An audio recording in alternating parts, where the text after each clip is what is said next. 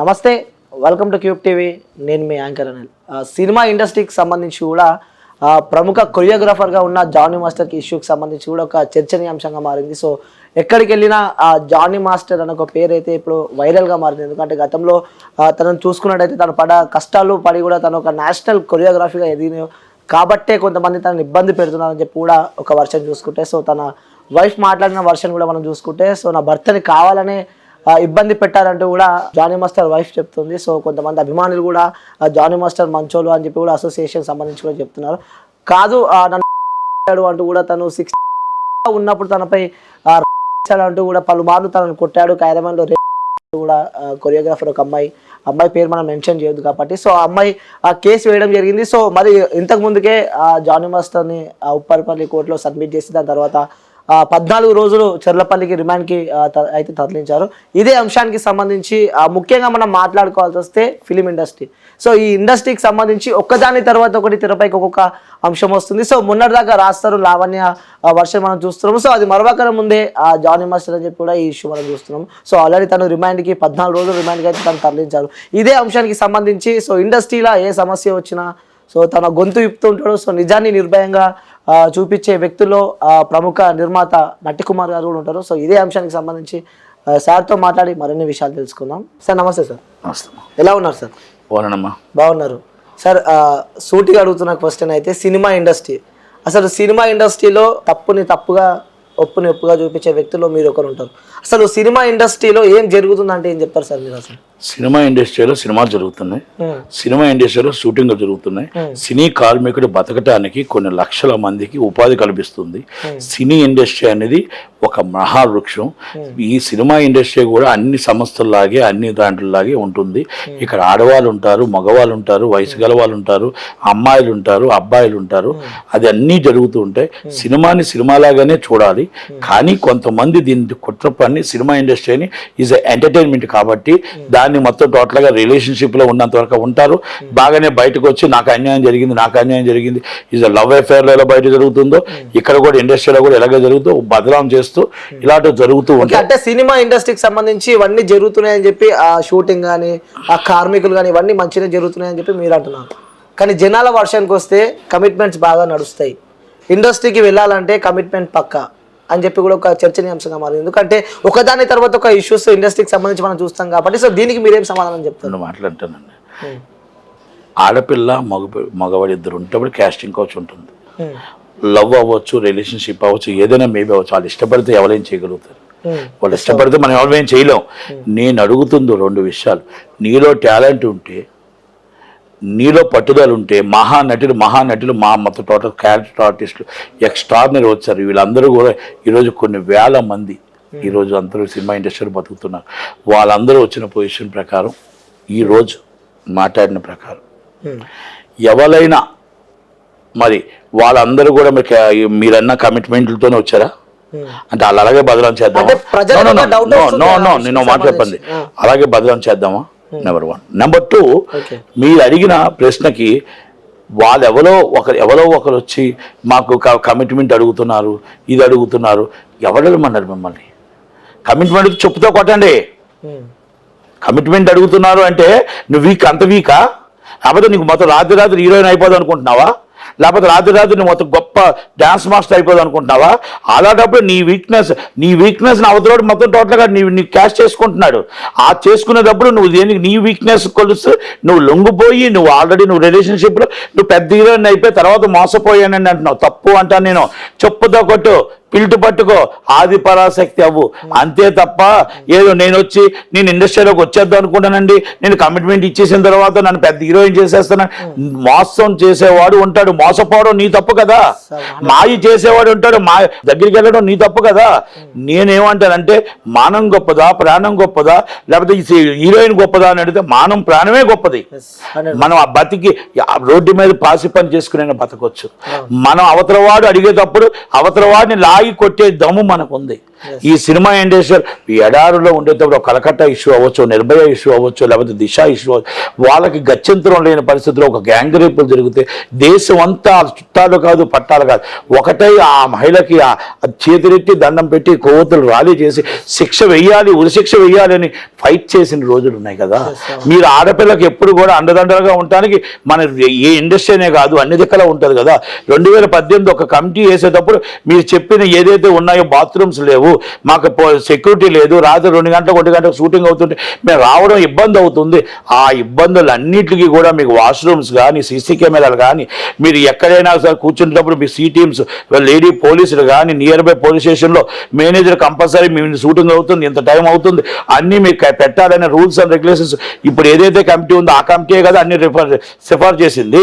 మరి సిఫార్సు చేసినప్పుడు మీకు అన్ని సెక్యూరిటీ ఉండేటప్పుడు ఒక కార్విన్లో మీకు ఏదైనా జరిగిందో లేకపోతే ఇంకొకటి జరిగిందో జరిగేటప్పుడు మీరు అరిసి చెప్పకపోతే ఎవరికి ఏం తెలుస్తుంది? మీరు 5 సంవత్సరాల తర్వాత నాకు ఇది జరిగింది, నన్ను మోసం చేశాడు అని చెప్తే ఇన్స్టాగ్రామ్లో దేవుడు అంటారు, దెయ్యం అంటారు, చాలా నాకు దైవం అంటారు, ఈరోజు ఆయనే నా లైఫ్ అంటారు, ఈరోజు నేను విడిపోయాను అంటారు. ఎంత దాకా కరెక్ట్ ఇది? రైట్. ఈ జానీ మాస్టర్ ఇష్యూకి సంబంధించి కూడా మీరు చెప్పేది అదే వర్షన్ కొనసాగిస్తున్నాం మనము. సో అంటే గతంలో 2019 నుంచి కూడా వాళ్ళిద్దరు కలిసి ఉన్నారంటూ కూడా మనం వింటున్నాం. సో ఇలా చూడొచ్చు అంటాం. అంటే అప్పుడు కాకుండా ఇప్పుడు వచ్చి అతనిపై చేసినట్టు కూడా అమ్మాయి కేసు ఫైల్ చేసి నేను 2 మాటలు అడుగుతానండి.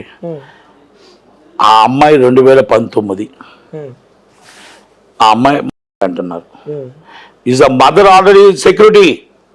2014 సంవత్సరం వయసులోనే D12 D11 D12 ఆల్రెడీ జీలో వచ్చింది కదా అమ్మాయి.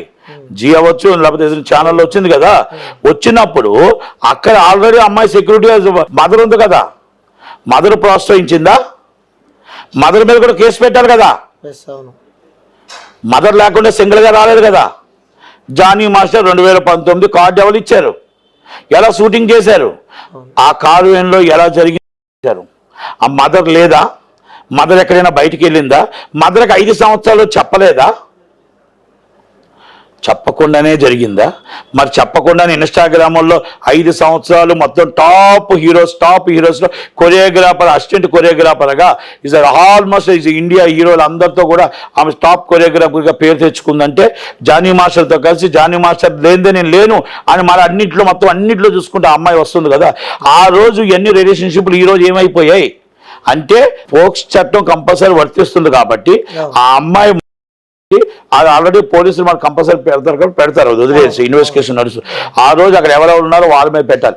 కానీ నేనేమంటున్నానంటే ఈ రోజు మీరు 5 సంవత్సరాల తర్వాత బయటకు వచ్చి 5 సంవత్సరాల తర్వాత బయటకు వచ్చి మీరు చెప్పడం అనేది ఎంత దాకా కరెక్ట్? వచ్చి మీకు విభేదాలు వచ్చాయి, మీకు రిలేషన్షిప్ వచ్చింది, మీకు రిలేషన్షిప్లో బాగానే ఉన్నారు, మీరు వచ్చి రాత్రి కొరియోగ్రాఫ్ అయిపోవాలి, ఈస్ట్ అయిపోవాలి, ఏదైనా పర్లేదు మనకి ఏది కావాలన్న రిలేషన్షిప్లో ఉండి మనం ఏది అర్పించినా పర్లేదు మన రిలేషన్షిప్లో ఉండాలని మీరు స్వార్థం ఆలోచించారు. మీరు జానీ మాస్టర్ని వాడుకుందాం అనుకున్నారు. జానీ మాస్టరు నేను పెంచిన మొక్క కదా, నేను పెంచిన ఈ వృక్షం కదా, ఈ వృక్షాన్ని ఇంకొకటి ఇండివిజువల్గా ఎందుకు చేయడం, నా దగ్గరే ఉంచుకుందాం అని ఆయన అనుకోవచ్చు. కనుక is relationship is the between 2 members relationship ఇద్దరివి ఉండి ఈ రోజు విభేదాలు వస్తే సినిమా ఇండస్ట్రీకి వచ్చి నన్ను 2016 సంవత్సరాల వయసులో నన్ను చేశాడంటే 16 సంవత్సరాల వయసులో చేసేటప్పుడు తల్లి అక్కడ ఉండేది, తల్లి మీద కూడా కేసు పెట్టాలా? అక్కడ ఉన్న నిర్మాత మీద కేసు పెట్టాలా? అక్కడ ఉన్న డ్యాన్స్ మాస్టర్ మీద కేసు పెట్టాలా? కార్డు ఇచ్చిన వాళ్ళ మీద కేసు పెట్టాలా? అక్కడ లొకేషన్లో ఎవరు ప్రోత్సహించారో మేనేజర్ మీద, వాళ్ళ మీద, డైరెక్టర్ మీద పెట్టాలా? ఈ రోజు సుకుమార్ అనే వ్యక్తి ప్రోత్సహించారు. సుకుమార్ అనే వ్యక్తి అమ్మాయి బాధను చూసో కష్టం చూసో ఈ రోజు కంప్లైంట్ భరద్వాజ్ గారికి ఇచ్చారు. భరద్వాజ్ గారు వీళ్ళంతా కమిటీ ఒక ఇన్వెస్టిగేషన్ చేసి ఆ ఇన్వెస్టిగేషన్ పోలీస్ స్టేషన్కి పంపించారు. అక్కడ దాకా బాగానే ఉంది. కానీ అక్కడ పోలీస్ స్టేషన్ ఇన్వెస్టిగేషన్ అవ్వకుండా ఏమీ అవ్వకుండా వెంటనే రిపోర్ట్, వెంటనే ప్రెస్ మీట్ పెట్టడం ఇస్ రాంగ్. రెండోది ఒక్క వ్యక్తి తప్పు చేశాడని నిర్ధారణకు మీరు రాకూడదు. Is a department as court అంటే వాళ్ళు రావాలి తప్ప మీరు రిపోర్ట్ సబ్మిట్ మాత్రమే పోలీస్ స్టేషన్కి చేయాలి. రిపోర్ట్ సబ్మిట్ మాత్రమే డిపార్ట్మెంట్ గవర్నమెంట్కి చేయాలి తప్ప మీరు ఎట్టి పరిస్థితుల్లో మీరు ప్రెస్ మీట్ పెట్టడం తప్పు.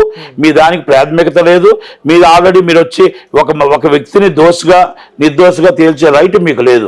ఎందుకంటే పోలీస్ స్టేషన్లో ఇన్వెస్టిగేషన్ దెబ్బతింటుంది. ఇన్వెస్టిగేషన్ ఈరోజు ఏమైపోయింది, ఒక జానీ మాస్టర్ తప్పు చేశాడు అనేది అయిపోయింది. మీరు కార్డు సస్పెండ్ చేశారు, ఇద్దరు కార్డులు సస్పెండ్ చేయాలి. Is both parties is members కాబట్టి ఇద్దరిని సస్పెండ్ చేసి రేపు ఏవైతే వస్తుందో పోలీస్ రిపోర్ట్ కానీ షార్ట్ షీట్లో ఫైల్ కానీ వచ్చిన తర్వాత ఇద్దరిలో ఎవరికి నష్టపరిహారం ఇవ్వాలి, ఎవరిని ఎక్కడ యాక్షన్ తీసుకోవాలి అప్పుడు చేయాలి తప్ప అప్పుడు దాకా ఇద్దరు షూటింగ్లు చేయకూడదు. అలా చేసుకోకుండా మీరు జానీ మాస్టర్ చేయడం వల్ల మీరు ఇక్కడ కుట్రకోణం దాగి ఉండి ఆమెకి ఏదైతే మొత్తం జానీ మాస్టర్ దగ్గర ఉన్న కంపెనీలు ఏమున్నాయో ఆమెకు ఆల్రెడీ రిలేషన్షిప్లో ఉన్నారు కాబట్టి వాళ్ళందరూ ఈ కంపెనీలన్నీ లాక్కొని ఆమెను టాప్లోకి తీసుకొచ్చి ఆల్రెడీ బెస్ట్ పర్ఫార్మెన్స్ కాబట్టి ఆమెను టాప్లోకి తీసుకొచ్చి జానీ మాస్టర్ని తొక్కటానికే మీరు కుట్రకోణం చేస్తున్నారేమో. ఇది ఒక్కసారి కుట్రకోణం జరుగుతుందేమో. ఇది మొత్తం టోటల్ గా ఇది ఒక కుట్ర.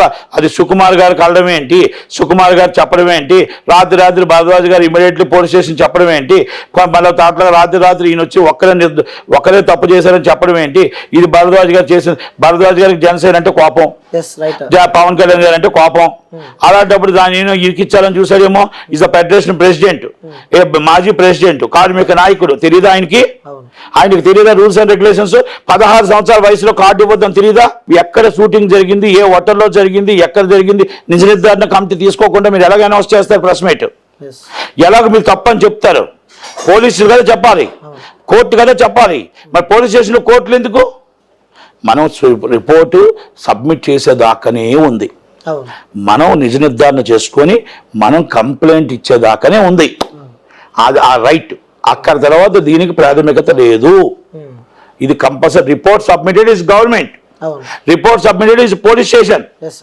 అంతే తప్ప మీరు చాల్చడానికి రైట్ లేదు, ప్రెస్ మీట్ పెట్టడానికి రైట్ లేదు. ఇది నేను చెప్తున్నా, ఇది చట్టం చెప్తుంది. మనం చట్టాన్ని మన చేతుల్లో తీసుకుంటే ఇంకా పోలీస్ స్టేషన్ ఎందుకు ఇన్వెస్టిగేషన్, కోర్టులు ఎందుకు? కనుక పోలీస్ స్టేషన్ వారు ఇన్వెస్టిగేషన్ చేసి రిపోర్ట్ చేస్తారు, కోర్టు వారు డిసైడ్ చేస్తారు. కనుక ఇక్కడ తప్పు జరిగింది, ఇక్కడ కుట్రకోణం జరుగుతుంది, ఎవరైనా అంతే. అందుకే ఇద్దరిని సస్పెండ్ చేసి మనం ఊరుకోవాలి తప్ప ప్రెస్ మీట్ కూడా పెట్టకూడదు. వన్ సైడ్ చేస్తే బార్కట్లో ఏమైపోయింది, జానీ మాస్టర్ తప్పు చేశాడు, అమ్మాయికి అన్యాయం జరిగింది. అమ్మాయికి అన్యాయం జరగవచ్చు. జానీ మాస్టర్ తప్పు చేస్తే పోలీసులు కదా శిక్షిస్తారు, కోర్టు కదా శిక్షిస్తుంది. మనమెవరో శిక్షించడానికి. ఇంకా నిర్ధారణ కాకుండా ముందే ఈ ప్రెస్ మీట్లు పెట్టడం కానీ అదంతా భరద్వాజ్ గారు గేమ్ నడిచింది అక్కడ. Okay right. అంటే ఈ అంశానికి సంబంధించి జానీ మాస్టర్ ఇష్యూలో రాజకీయ కుట్ర కూడా నడుస్తుంది. ఎందుకంటే తను రాజకీయంగా జనసేన నుంచి తను ఎదుగుతున్నాడు కాబట్టి ఓర్వలేక చేశారంటూ కూడా మనం వార్తలు అది మనం తీసుకోలేమండి. ఇంకా ఎందుకంటే కొన్ని రోజులు వస్తున్న తర్వాత ఆ మొత్తం టోటల్ గా కుట్రకోణం ఎవరు అనేది బయట పెడతాం. ఇవాళ ఆయన అరెస్ట్ అయ్యారు, ఇవన్నీ అయ్యాయి కాబట్టి నిజాలన్నీ బయటపడతాయి. కొంతమంది మాత్రం ఇది కావాలనే జరిగింది. నేను ఒకటే ఏమని చెప్తున్నానంటే, ఇప్పుడు ఈ రోజు ఈ ప్రోత్సహిస్తే సినిమా ఇండస్ట్రీ సర్వనాశనం అయిపోద్ది. సినిమా ఇండస్ట్రీలో హీరోలు ఉండరు, డైరెక్టర్లు ఉండరు, ఎవరు ఉండరు.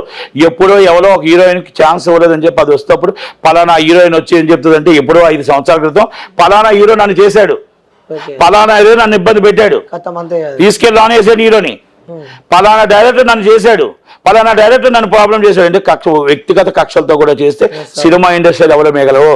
ముందు తర్వాత నిజ నిర్ధారణ తర్వాత వెళ్తుంది. ముందు అందరూ జైల్లో ఉంటారు, ఆల్రెడీ మొత్తం టోటల్ గా కొలాప్స్ అయిపోతారు. Life is collapse. కనుక అందుకే నేను చెప్తున్నా, మీకు జరిగినప్పుడు కాజ్ ఆఫ్ యాక్షన్ జరిగినప్పుడు కమిటీ కూడా ఏం చెప్పాలంటే, ఈజ్ 1 hour మేము మీకు సపోర్ట్ ఉన్నాం, పోలీసులు మీకు సపోర్ట్ ఉన్నారు, ప్రపంచమే మీకు సపోర్ట్ ఉంది. ఆ 1 hour 2 hours ఆ లొకేషన్లో ఇలా జరిగింది నాకు అన్యాయం చేస్తున్నాడండి, వాడు ఎవడో వచ్చి నన్ను ఇలాగ అడుగుతున్నాడంటే, నన్ను ఇలాగ ఇబ్బంది పెడుతున్నాడండి అని చెప్పలేని ధైర్యం లేని 5 సంవత్సరాల తర్వాత నువ్వు వచ్చి చెప్పడం అనేది ఎంత దాకా కరెక్ట్? నాట్ ఓన్లీ ఈ అమ్మాయి చెప్పట్లేదు నేను, మొత్తం టోటల్ లావణ్య అవ్వచ్చు, రాజకీయం అవ్వచ్చు, సో మెనీ పీపుల్స్, హీరోయిన్స్ ఎవరైనా కావచ్చు.